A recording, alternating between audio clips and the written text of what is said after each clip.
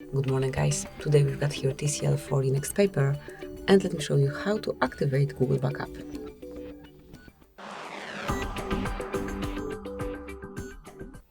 First of all, you have to open the settings. Then find and select System and mark Backup. Now, if you do have your account added to your device, you will see this kind of panel, and all you have to do is to click on Turn On. That's it. From now on, your backup is active and your device backs up automatically over Wi-Fi after it's been idle and charging for 2 hours.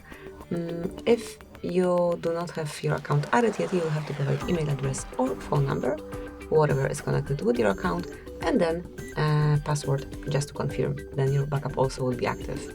So that will be all. Thank you for watching. Please subscribe our channel and leave the thumbs up.